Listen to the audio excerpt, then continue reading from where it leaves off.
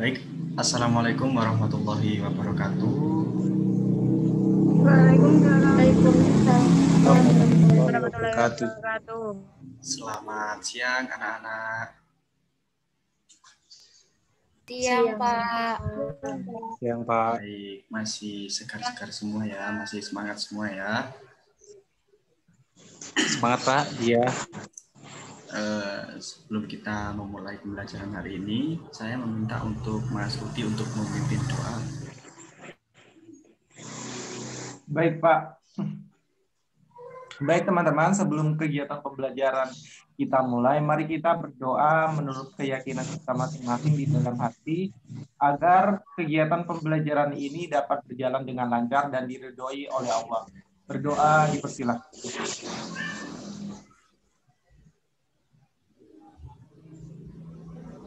Berdoa dapat diakhiri. Alhamdulillah. Pada pembelajaran kemarin ada yang masih ingat pembelajaran pada minggu yang lalu? Kita mempelajari apa?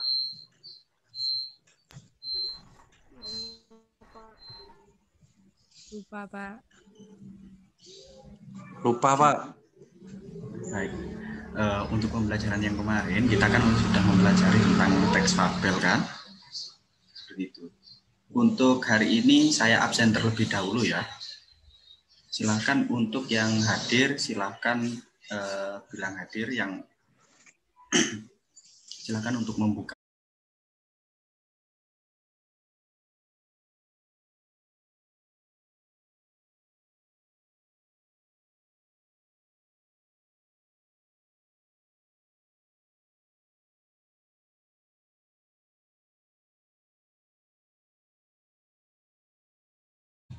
Kita pada siang hari ini akan mempelajari tentang teks laporan hasil observasi atau bisa disebut dengan teks LHO. Tujuan pembelajaran pada siang hari ini yang pertama adalah menentukan isi pokok yang terkandung dalam teks, yang kedua adalah menentukan ciri-ciri kebahasaan dalam teks, yang ketiga adalah mempresentasikan hasil diskusi bersama kelompok. Baik, saya mau share screen terkait dengan materinya. Sudah terlihat?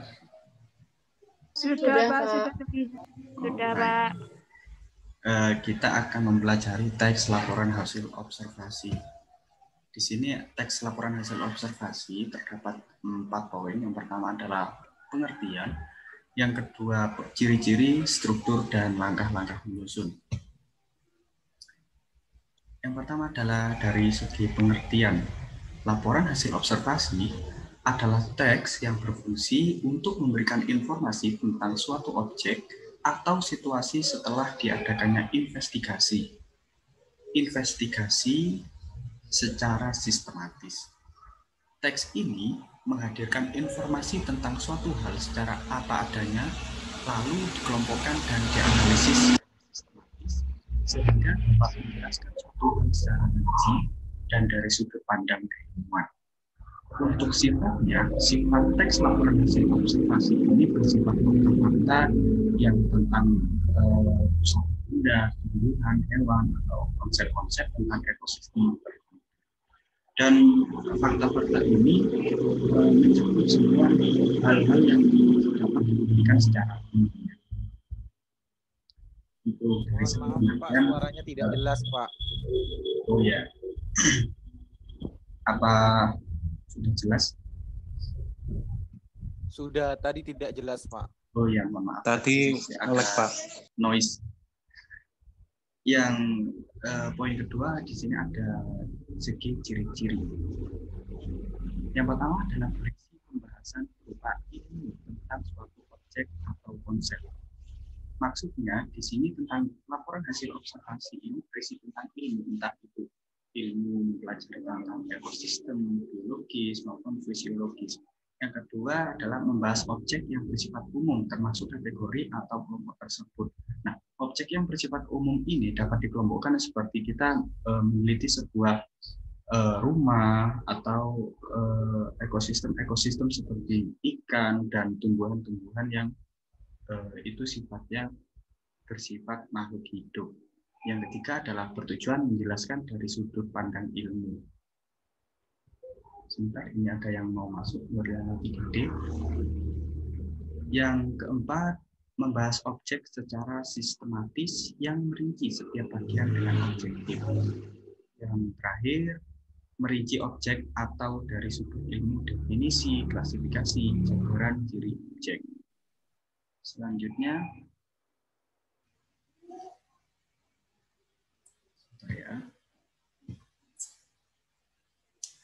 struktur teks laporan hasil observasi. Yang pertama adalah pernyataan umum. Pernyataan umum ini berisi informasi umum seperti nama, kelas, waktu observasi, tempat observasi, dan tambahan lain tentang hal yang dilaporkan. Jadi ketika pernyataan umum ini berada di atas sendiri dan ini hanyalah pengenalan tentang ini latarnya di mana, ini objeknya apa, seperti itu. Yang kedua adalah deskripsi bagian. Deskripsi bagian ini berisi perincian atau inti dari hasil observasi yang dilakukan. Dapat berupa klasifikasi yang bersifat teknis dan deskripsi yang lebih spesifik dari objek. Misalnya kualitas, bagian, fungsi, kebiasaan, dan kegunaan. Yang ketiga adalah kesimpulan. Kesimpulan ini berisi ringkasan umum dari hal-hal yang dilaporkan di atas, bisa mencakup dari deskripsi bagian ini. Yang terakhir, ini langkah-langkah untuk menyusun teks laporan hasil observasi. Yang pertama, menentukan topik. Tentu kita untuk menyusun sebuah hasil observasi, kita harus menentukan topik permasalahannya apa. Yang kedua adalah merencanakan cara menyelesaikan masalah. Yang ketiga, melakukan pengamatan sesuai dengan masalah yang ditentukan. Yang keempat, meneliti ulang. Kenapa kok diteliti ulang? Agar meminimalisir penggunaan bahasa yang mungkin kurang baik, seperti itu. Yang kelima, membuat kerangka hasil pengamatan. Yang keenam, menyusun laporan hasil observasi atau mengembangkan kerangka laporan menjadi laporan yang baik sesuai dengan kaidah kebahasaan teks laporan. Yang terakhir, membenahi atau menyunting teks laporan hasil observasi. Hal ini karena apa? Tujuannya untuk apa? Mengoreksi hal-hal dan minimalisir kesalahan-kesalahan yang mungkin terjadi di dalam tulisan, baik yang berkaitan dengan isi, struktur maupun penggunaan kaidah dan kaidah dalam penggunaan bahasa. Baik, apa sudah dimengerti? Mungkin ada yang mau ditanyakan? Saya ingin bertanya, Pak. Ya, silakan Mas Rudi. Saya masih bingung, Pak, terkait dengan perbedaan antara teks hasil laporan teks hasil laporan LHO dengan teks observasi, Pak. Kan sama-sama observasi. Baik, pertanyaan yang bagus dari Mas Rudi ya. Di sini perbedaannya terdapat pada ciri-cirinya. Kalau teks laporan hasil observasi ini fungsinya untuk memberikan informasi tentang suatu objek atau situasi setelah diadakannya investigasi dan penelitian secara sistematis. Nah, kalau laporan observasi, teks observasi itu hanya teksnya saja, dan itu yang melakukan observasi itu bisa saja orang lain, bukan dari kita sendiri. Dan sifat-sifatnya ini dari teks laporan hasil observasi ini faktanya dapat dibuktikan secara ilmiah. Jadi seperti itu, Mas Rudi. Baik, Bapak, jelas? Terima kasih atas jawabannya. Terima kasih atas jawabannya, Pak. Baik, selanjutnya kita akan menuju ke penugasan ya. Bentar, saya share screen dulu. Sudah terlihat? Belum, Pak. Sudah. Sudah ya? Sudah. Di sini ada tugasnya. Di sini ada 2 teks. Yang pertama adalah teks hutan bakau. Silakan untuk dibaca. Yang kedua adalah teks museum. Di sini mempunyai ciri-ciri yang menjadi pembeda. Di antaranya Yang pertama adalah 1. Ini tugasnya ya. Yang pertama adalah tujuan teks LHO, hutan bakau, dan museum. Cari tujuan dari masing-masing yang terdapat dalam hutan bakau dan museum. Yang kedua, ada isi yang dibicarakan pada teks laporan hasil observasi pada hutan bakau dan museum. Yang ketiga, unsur-unsur teks yang dibicarakan. Ciri-ciri yang keempat, ciri-ciri teks yang dibicarakan. Yang ketiga tadi unsur-unsur, yang keempat ciri-ciri teks.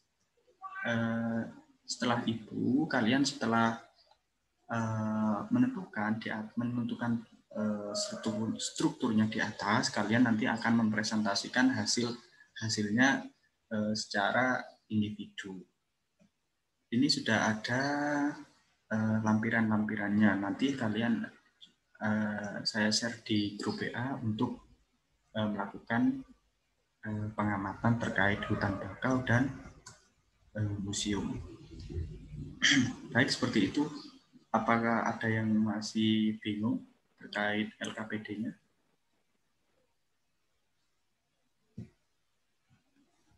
Sudah jelas? Sudah ya? Baik, nanti kita bertemu kembali setelah 30 menit mengerjakan. Setelah ini saya tutup dulu. Silakan kerjakan dalam waktu 30 menit. Dan cukup sampai di sini dulu. Nanti kita bertemu setelah 30 menit. Ini saya ambil dari salah satu pengerjaan dari teman kalian. Silakan, ini punya Mas Rudi. Silakan Mas Rudi untuk mempresentasikan hasilnya. Baik Pak, terima kasih atas kesempatannya. Baik teman-teman, di sini saya akan mempresentasikan hasil dari pengerjaan tugas saya. Yang pertama adalah tujuan. Yang pertama ini ada tujuan hutan bakau. Nah, ini mendeskripsikan manfaat hutan bakau bagi manusia dan bagi biologis yang lain seperti kandungan CO2 yang tinggi, terus HO2 juga seperti itu. Nah, untuk tujuan dari museum sendiri, yang pertama adalah mendeskripsikan sejarah-sejarah dan asal-usul museum yang terdapat di Indonesia mulai dari museum nasional, provinsi, dan lokal. Nah, maksudnya itu biasanya kan ada momen-momen penting dalam sejarah kita. Misalkan salah satu contohnya misalkan sejarah bangsa Indonesia. Maka tujuan museum ini adalah untuk mendokumentasikannya seperti itu. Nah, untuk isi sendiri, yang pertama adalah hutan bakau. Hutan bakau memiliki ciri yang khas. Hutan ini terlindung dari gelombang besar. Selain itu, hutan bakau juga terlindung dari arus pasang surut laut yang kuat. Hutan bakau memiliki beberapa fungsi dan manfaat. Secara fisik, hutan bakau dapat menahan abrasi pantai. Di samping itu, hutan bakau dapat menahan interupsi pelepasan air laut ke daratan. Hutan bakau juga menurunkan kandungan karbon dioksida atau kita kenal dengan CO2 di udara dan menambah bahan-bahan pencemar racun di perairan pantai. Jadi hutan bakau itu sangat penting ya bagi kehidupan kita sehari-hari. Nah, selanjutnya yaitu adalah isi dari museum. Terdapat 3 jenis museum. Museum nasional adalah museum yang koleksi terdiri atas kumpulan benda yang berkaitan dengan bukti material manusia atau lingkungannya dari seluruh wilayah Indonesia yang bernilai sosial. Yang kedua yaitu adalah museum provinsi. Biasanya ini tingkatannya pada provinsi. Adalah museum yang koleksinya terdiri dari kumpulan benda yang berkaitan dengan bukti material manusia atau lingkungan dari wilayah provinsi. Yang ketiga, maaf Pak, suaranya ini masih. Nah, yang ketiga yaitu adalah museum lokal. Museum lokal ini biasanya koleksinya itu terdiri atas kumpulan benda yang berkaitan dengan bukti material manusia dan atau lingkungannya dari wilayah kabupaten atau kota madya. Seperti itu Pak, mungkin pekerjaan saya, kurang lebihnya saya mohon maaf setulus-tulusnya. Terima kasih. Baik, terima kasih ya untuk Mas Rudi untuk hasil presentasinya cukup baik dan ini pengerjaannya juga baik dan menuju pada sasarannya, diantaranya pada hutan bakau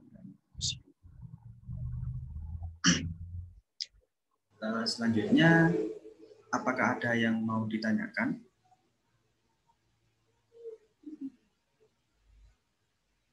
Sudah jelas, Pak. Udah ada, Pak. Baik.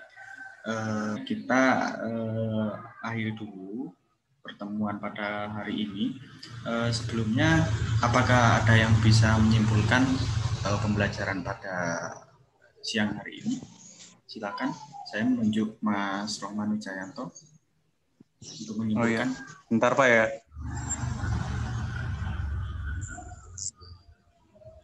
Baik, akan saya bacakan kesimpulan pembelajaran pada hari ini.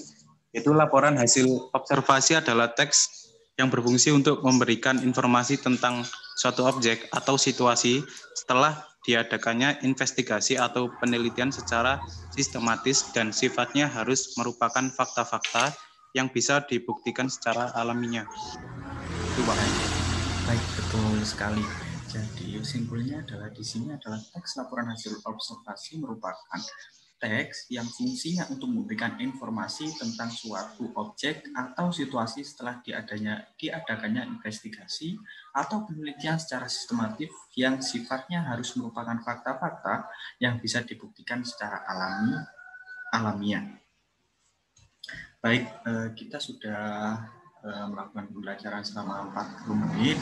Saatnya kita untuk mengakhiri pertemuan pada siang hari ini.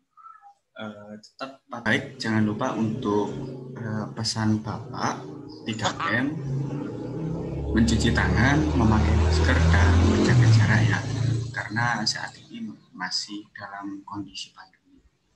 Baik, sebelum mengakhiri pembelajaran hari ini, silakan untuk Mas Rudi untuk memberi doa akhir.